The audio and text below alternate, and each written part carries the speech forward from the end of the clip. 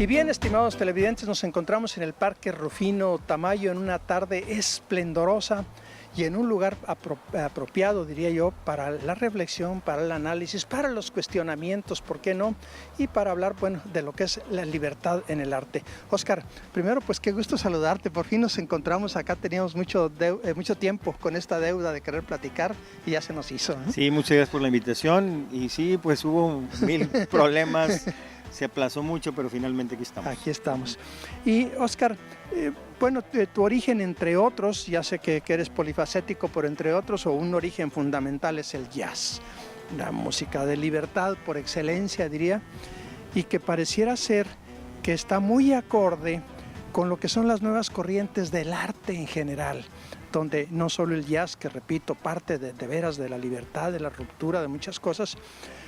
Pero bueno, ahí está la pintura sin pintura, está los grandes pintores modernistas, la abstracción, está la fusión en la música, que de pronto yo la escucho y ya no sé de qué se trata, porque puedes fusionar 4 géneros que se justifican: cha-cha-cha, mambo, corrido norteño y banda, pero está en fusión y es pop. Perfecto, y así pareciera ser que así es.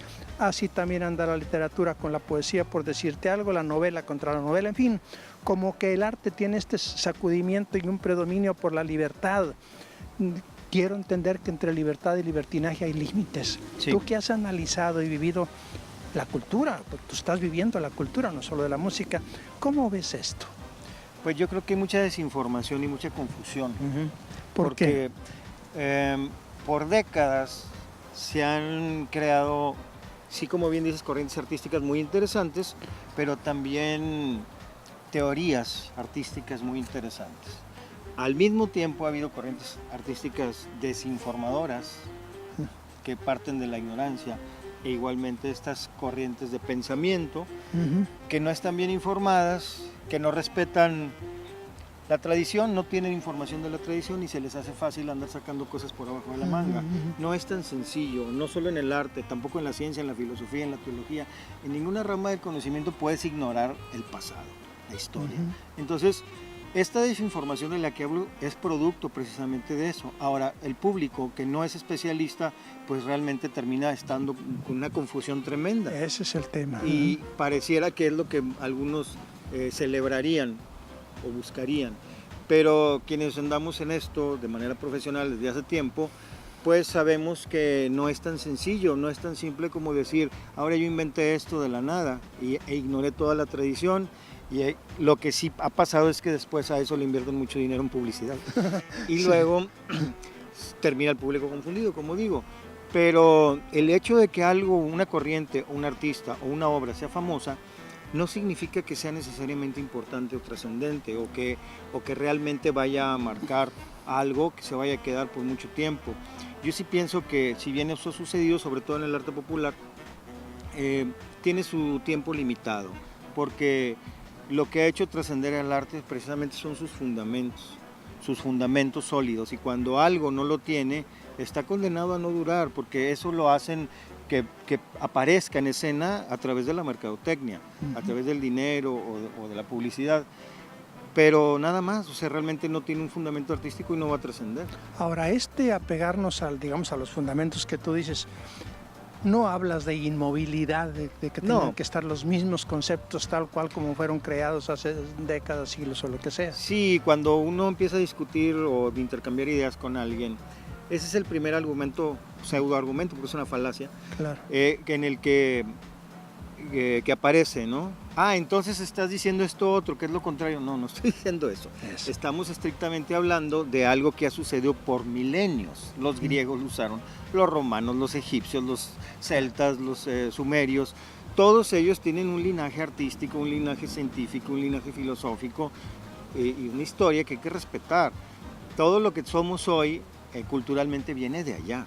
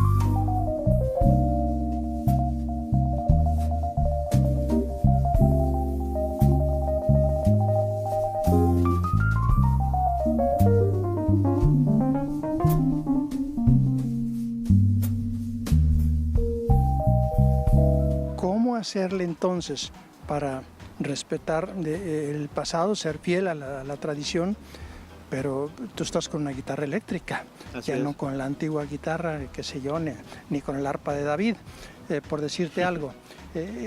¿Cómo esta ambivalencia, cómo vivir el presente, la modernidad al amparo del pasado? Pues yo no lo veo ambivalente, yo simplemente lo veo como un resultado de un proceso histórico. Quienes hacemos música informados de lo que es la tradición y del pasado, la hacemos de una manera, y quienes no tienen esa información la hacen de otra. No importa que los instrumentos sean eléctricos, que es un símbolo de nuestra época. Exactamente. Entonces, más bien tiene que ver con el discurso artístico, no tanto con los instrumentos que usamos. Hay un valor que tú ya lo enunciaste ahorita, pero que quisiera que ahondaras más en esto. Algún factor muy importante, que así como te decía de que todo parece ser que es fusión y libertad, también todo es mercado. Y entonces las artes plásticas pasan por el mundo del mercado. Por ahí leía yo que en el caso de las artes plásticas es las 3 M's: el medio, el momento y la moda. Si un pintor cae en esas 3 coincidencias, ya puede poner una caja de zapatos en medio del museo, y no estoy hablando de Gabriel Orozco por ponerlo a él, sino decir simplemente como un símbolo de esto, o puede ser el inodoro, y puede ser este tipo de cosas. ¿Qué tanto el mercado está gobernando estos principios e imponiendo sus propios principios? Yo quiero que me lo contestes, pero quisiera sentarme un ratito para que dialoguemos un poquito más, ¿te parece? Claro. Continuamos en Café con Ángel, con Óscar Sensei, platicando acerca justamente de los valores eternos, actuales y futuros, ¿por qué no?, del arte en términos generales, y particularmente de la música.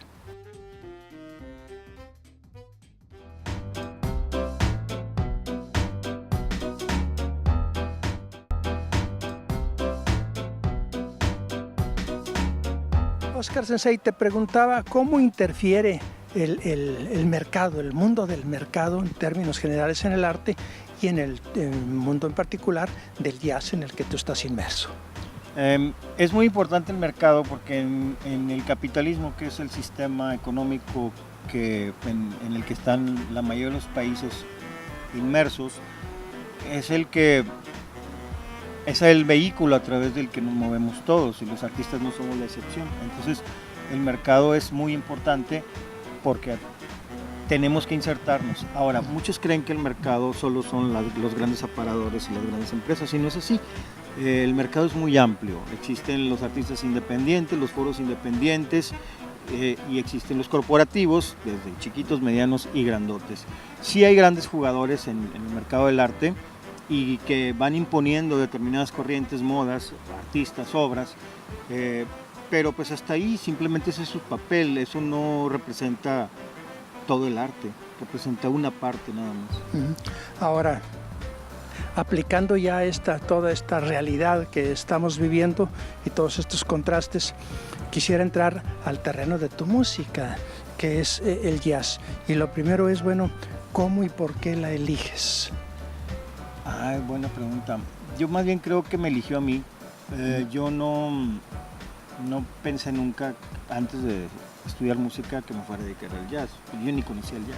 Yo vengo de una familia donde eso no figuraba, ¿verdad? Más bien cuando empecé a estudiar música, ahí descubrí el jazz a fondo, lo estudié, y de todo lo que estudié fue lo que más me gustó. Yo tocaba música popular ya, y la seguí estudiando por mucho tiempo. He tocado muchísimos géneros de música popular, también estudié música clásica, también lo toqué, y estudié jazz, también lo toqué. Entonces, de todo eso, donde me sentí más a gusto fue en el jazz. Y sí, yo no fue una decisión que un día tomé, o sea, simplemente me atrapó, fue lo que más me gustó, donde me sentí más a gusto y es lo que hago. Ahora, eso es como guitarrista, pero como compositor sí me siento a gusto prácticamente en la música clásica, contemporánea, en el jazz. ¿Has compuesto también? Sí, sí, tengo obra hecha para solistas, orquestas, también para televisión, radio, cine, teatro. Entonces ahí me siento muy a gusto también, sí.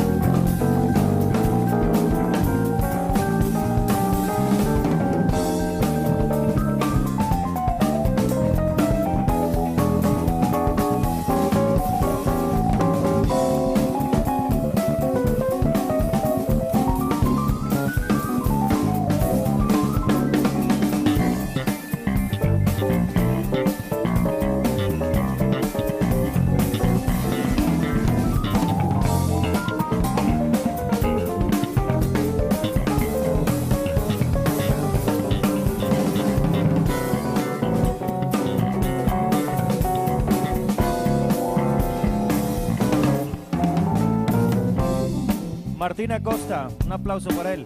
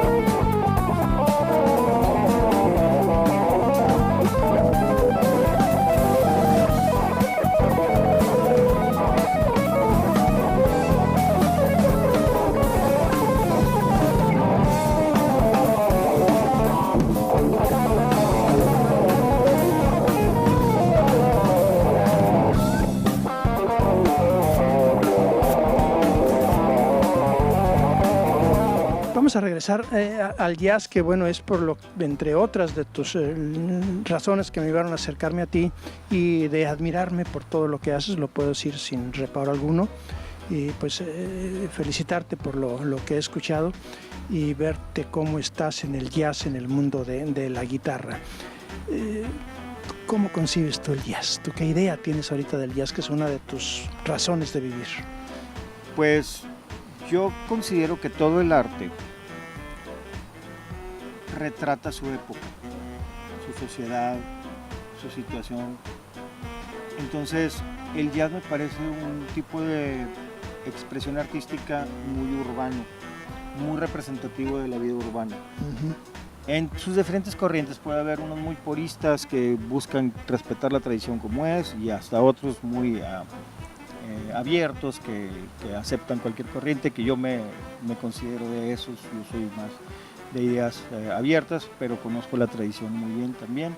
Entonces sí creo que nosotros los artistas, entre más busquemos plasmar la vida que vivimos de acuerdo a nuestra geografía y momento, creo que la obra tendrá mejor, no calidad, pero sí mejor reflejo de ello. La calidad también tiene que ver con, aparte de eso, con la parte técnica, ¿verdad? Que claro. Eso es otro tema muy amplio. Pero suponiendo que la parte técnica esté resuelta, creo que algo que hace trascender una obra es eso, que sea un buen reflejo de la sociedad, de su tiempo y geografía. Vamos a continuar con Óscar Sensei en este programa especial de Café con Ángel en torno pues al mundo moderno en todas sus manifestaciones, particularmente las culturales y ya de manera muy particular en torno al jazz. Y yo quisiera particularizar más al mundo de la guitarra, pero esto será luego de una pausa.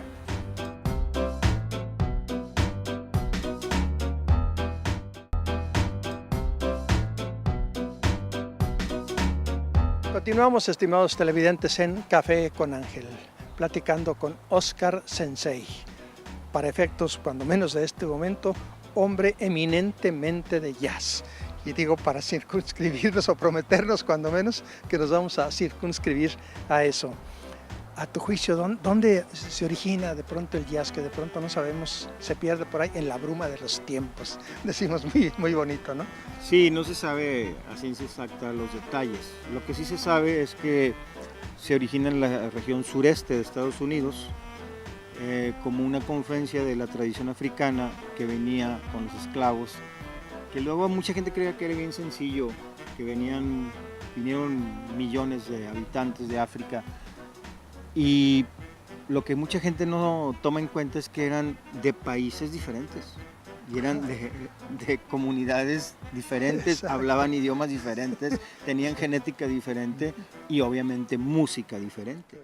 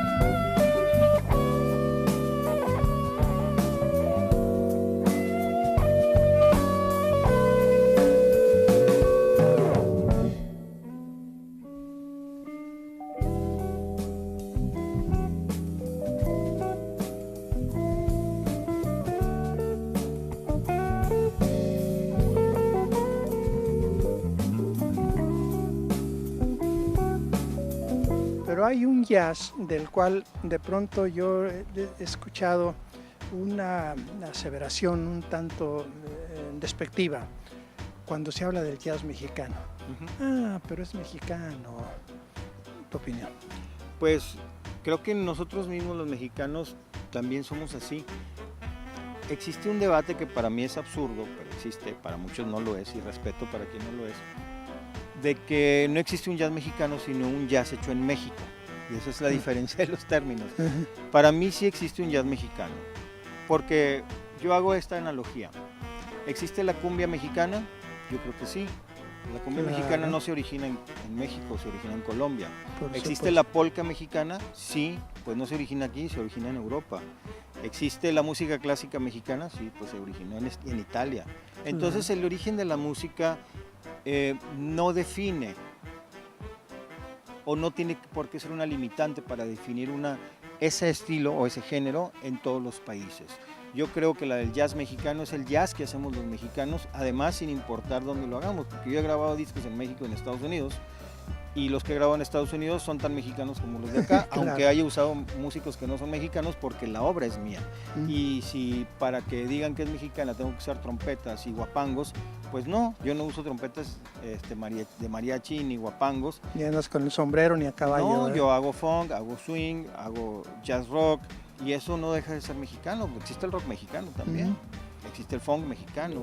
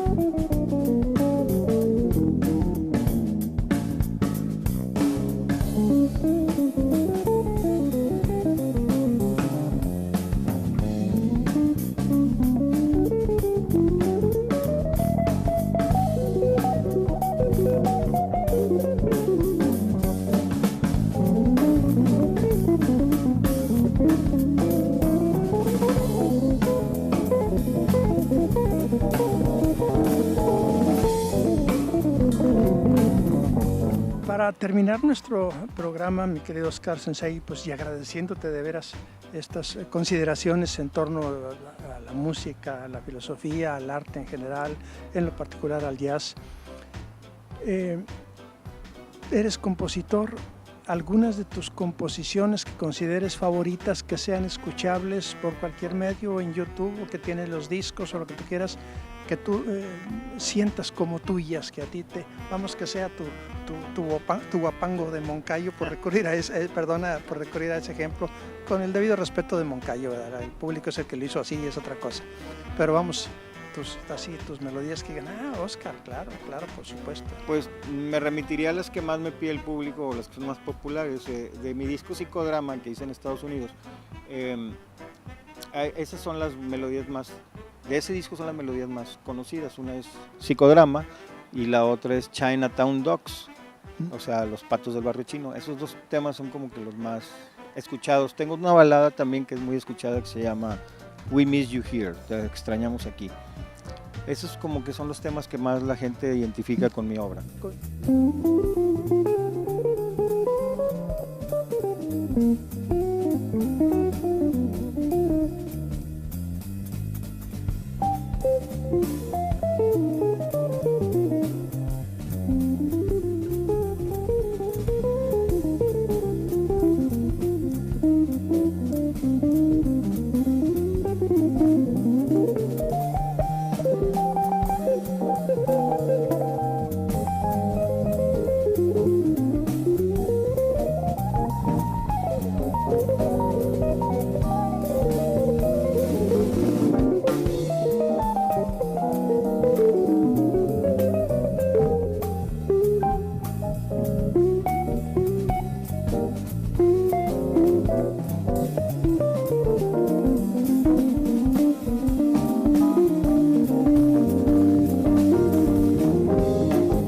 Oscar, pues muy gentil, de verdad, muchas gracias. Gracias. Qué bueno que se nos concedió, aunque sea una probadita de lo mucho que sabes y tienes. Hay mucho que platicar y que escuchar, por supuesto, contigo, pero te agradezco ya cuando menos el favor de esta plática y de este café. El agradecido soy yo, muy amable.